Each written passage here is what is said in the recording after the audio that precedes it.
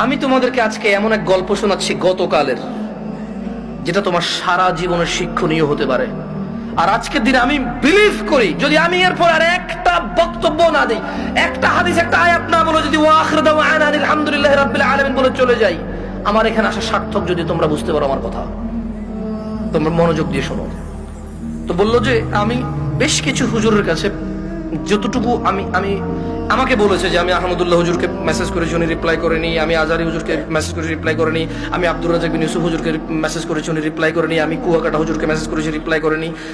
আপনি জামশেদ মজুমদারের ফেসবুকে মেসেজ করেছি, রিপ্লাই করেননি। এর মধ্যে কেউ রিপ্লাই দেয়নি। আপনি আমাকে ওয়ালাইকুম আসসালাম রিপ্লাই দিয়েছেন হোয়াটসঅ্যাপে মেসেজ দেওয়াতে। আমাকে একজন হুজুর বলল আমি আমার স্বামীর সাথে থাকতে পারবো একটা হারাম কাজের মাধ্যমে। কি কাজের মাধ্যমে? হারাম কাজের মাধ্যমে। আমি চিন্তা করলাম, হুজুর যদি বলে হারাম কাজের মাধ্যমে থাকতে পারে, তাহলে হুজুর নিজে তো এটাকে হারাম বলছে, জিনিসটা কি? তখন আমি বোনকে আর সাহস করে কিছু না বলে আমি শেখ মুস্তাফিজুর রহমান বিন আব্দুল আজিজ আল মাদানী হাফিজাহুল্লাহ, উনি সৌদি আরবে হাফারুল বাতান ইসলামিক সেন্টারে ছিল, খুব আদর করে আমাকে। আমি বললাম যে আমি একজন বড় আলেমের নাম্বার দিচ্ছি, আপনি ওনাকে কল দিয়ে আপনার মাসালাটা জেনে নেন। আমাকে আপনার পুরো কথা খুলে বলার দরকার নাই, আপনি ওনার সাথে ডিসকাস করেন।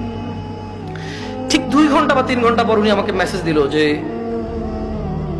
হুজুর আমি একটু আপনার সাথে কথা বলতে চাই। আমি বললাম যে আমি আপনার সাথে কথা বলবো না, আমি আপনাকে যার নাম্বার দিয়েছি, যদি ওনার কথায় আপনার কিছু বুঝে না আসে, তাহলে আমার কথা আপনার বুঝে আসবে না। বলে যে না হুজুর, ওনার সাথে আমার স্বামী কথা বলেছে, তবে আমার স্বামী একটা বিষয় গোপন করে কথা বলেছে। গোপন করে কথা বলার পরেও হুজুর বলেছে যে তালাক হয়ে গেছে। কিন্তু এখন আমার স্বামী হাফেজে কোরআন, আলেম পাস, আমার স্বামী বলছে তালাক হয় নাই। আমি বললাম যে ওকে, আপনি শেখকে কল করে বলেন যে আপনার স্বামীটা গোপন করেছে। বলে যে আমি ভয় পাচ্ছি ওনাকে কল দিতে, কারণ আমার স্বামী কথা বলেছে, উনি আবার কি মনে করে। আমি বলছি উনি কিচ্ছু মনে করবে না, আমি ওনাকে ফোন দিচ্ছি, আপনি কথা বলেন। ভদ্রমহিলা কথা বলবে না। তখন জোহরের টাইমের সময় হয়েছে, আমি ফোন দিলাম। এবার মানে আমার একটু মেজাজ খারাপ হয়েছে। কি খারাপ হয়েছে? মেজাজ খারাপ হয়েছে। ওই ভদ্রমহিলা আমাকে বারবার বলতে চেষ্টা করতেছে যে আমার একটা বাচ্চা আছে, যদি এখন আমরা স্বামী স্ত্রী আলাদা হয়ে যাই, আমার বাচ্চাটার কি হবে? কনসার্ন কোথায়? বাচ্চা। আমি কল করলাম, কল করে বললাম আপনি তালাক হয়েছেন বা হন নাই, আমি কি এরকম কিছু বলছি? বলেছেন না। আমি বললাম ধরে নেন আপনার স্বামী আপনাকে তালাক না দিয়ে যদি গলা একটা কোপ দিত, আপনার গলাটা কাটতো কিনা? বলে যে কাটতো। আমি বললাম তালাক দিল, তালাক হবে। এবারে হুঁশে দিছে না বেহুঁশে দিছে, রাগ করে দিছে না আদর করে দিছে, মজা করে দিছে নাকি দুষ্টামি করে দিছে, এইটা ম্যাটার না। আপনার স্বামী যদি আপনাকে 5 তলা বিল্ডিং থেকে রাগ করে অথবা রাগ না করে হাসি মুখে অথবা দুষ্টামি করে যদি আপনাকে ধাক্কা দিত, আপনি কি পড়তেন 5 তলা থেকে? বলে যে পড়তাম। তাহলে আপনার কেন মনে হচ্ছে না যে আপনার স্বামী আপনাকে রাগের মাথায় তালাক দিলে হবে না? রাগের মাথায় ধাক্কা দিলে যদি 5 তলা থেকে পড়ে আপনার হাত পা ভেঙে যায়, মরার সুযোগ থাকে, মরে যেতে পারেন আপনি, এরকম সম্ভাবনা থাকে, তাহলে কেন আপনার স্বামী আপনাকে তালাক দিলে তালাক হবে না? মানতে অসুবিধা কোথায়? যে আল্লাহ আপনার এই স্বামীকে কবুল বলার পরে ওর সাথে থাকা বৈধ করেছে, সেই আল্লাহই তো 3 তালাক পরিপূর্ণ হয়ে গেলে থাকাটা অবৈধ করেছে। যিনি আপনাকে এর সঙ্গ দেওয়ার জন্য বৈধ করেছে, আপনি মেনেছেন সেটা। উনি যখন অবৈধ করেছে সেটা মানছেন না কেন আপনি? প্রবলেম কোথায় আপনার? আপনার বাচ্চা। যদি আপনার হাজবেন্ড কালকে অ্যাক্সিডেন্ট হয়ে মারা যায়, মৃত্যুর পর আপনার হাজবেন্ডকে নিয়ে আসতে পারবেন জীবিত করে? না। যদি আপনি মারা যান কালকে, আপনার এই বাচ্চা কি মাহারা হবে না? হবে। ওকে, আপনার দুইজনই উভয় মারা গেলেন, কোন অ্যাক্সিডেন্টে বাচ্চাকে রেখে গেলেন, বউ জামাই গেলেন কোথাও ঘুরতে বা ডাক্তার দেখাইতে, অ্যাক্সিডেন্টে 2 জন মারা গেলেন, আপনার এই বাচ্চা থাকবে কিনা? বলেন থাকবে। তো তখন আপনাকে কি ফিরাইতে পারবে কেউ মৃত্যু থেকে? না। তা আপনি কেন আল্লাহর বিধান মানতে এত অসুবিধা হচ্ছে যদি পরিপূর্ণ তালাক হয় আপনার?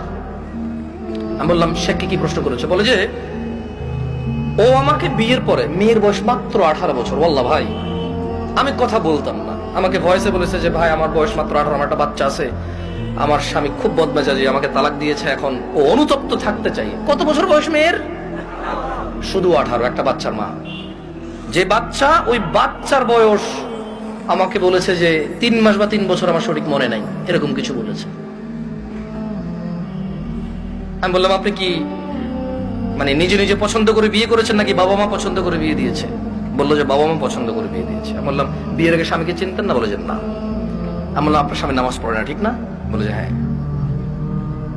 আমি বললাম আপনার স্বামী তো নামাজ পড়ে না, ঠিক না? হ্যাঁ।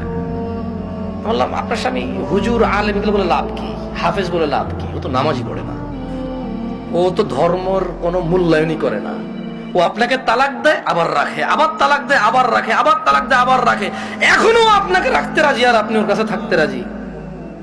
তো বললো যে প্রথমে একদিন তালাক দিল, তালাক দেওয়ার পর ওনার স্বামী বিলিভ করে একসাথে 3 তালাক দিলে তালাক হয়ে যায়। ওনার স্বামীর এটা দেখেন, আমি আবার বলি, এটা আমি বলছি না, উনি বলছে যে ওনার স্বামী হাফেজ এবং আলেম পাশ মেবি, বা হাফেজ এটা কনফার্ম আমি। তো বললো যে উনি জানে যে এক বৈঠকে 3 বার তালাক দিলে তালাক হয়ে যায়, কিন্তু শেখ মুস্তাফিজুর রহমান বিন আব্দুল আজিজ মাদানীকে যখন ফোন করেছে তখন উনি বলেছে আচ্ছা ধরলাম একবার, 3টাকে কয়বার ধরলাম? এক বৈঠক ধরলাম। বলে যে আপনাকে আদ দিছে? বলে যে হ্যাঁ আরেকবার দিছে। বলে যে ওটাকে আবার ধরলাম। বলে যে আদ দিছে? বলে যে সে গোপন করছে, কিন্তু সে একদিন আমাকে বলছে তোমাকে আমি তালাক দিলাম, তুমি যাচ্ছ না কেন? এই কথাটুকু শেখের কাছে সে গোপন করেছে। কি করেছে?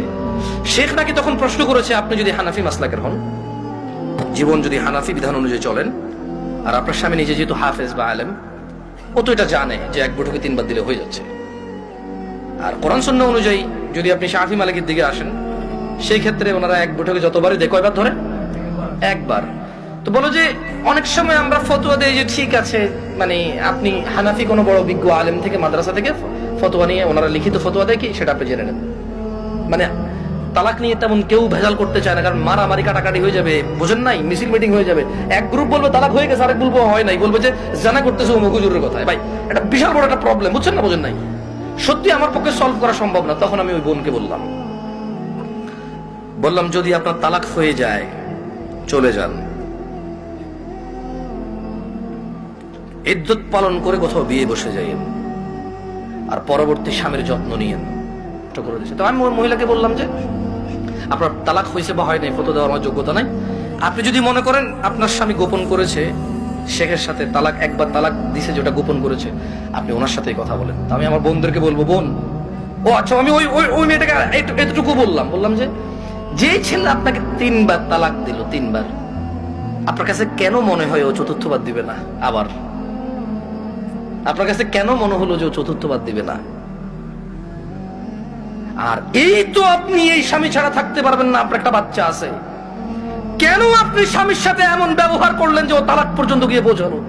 ওর উপায় কি? ওই বেচারার উপায় কি? ধরলামও খারাপ, ওর চেয়ে নিকৃষ্ট পুরুষ আর এই পৃথিবীতে আমি ধরে নিলাম। আপনি যদি ওর সাথে এমন ব্যবহার করেন যে ও তালাক দেওয়া ছাড়া রেখে উপায় নাই, একটা ঘরে আগুন লেগে গেছে, বের হবে না মানুষ বের হবে না? এই দরজা বন্ধ, সেই দরজা বন্ধ, সেই দরজা বন্ধ, জানালা দিয়ে হলো তো মানুষ বের হবে না? তা আপনি এমন এক সংসারের মধ্যে কেরেঙ্গাল লাগাই দিয়েছেন, কিস্সা কাহিনী লাগাই দিয়েছেন, এমন এক অশান্তি লাগাই দিয়েছেন, ও আর তালাক ছাড়া বেরোতে পারছে না এখান থেকে। এমন করলেন কেন? এই যে এখন কান্নাকাটি করতেছেন, এমন করলেন কেন? এই যে বলতেছেন আমি এখন ধৈর্য ধরবো, আমি আর মুখে মুখে বলবো না, আমি আর ওর অপছন্দ হয় ওর বাবা মায়ের সাথে খোটাখুটি করলে এখন আর করবো না, আমি আগে কেন ভাবেন নাই? আমি আমার বোনদেরকে বলবো তোমার স্বামী আছে,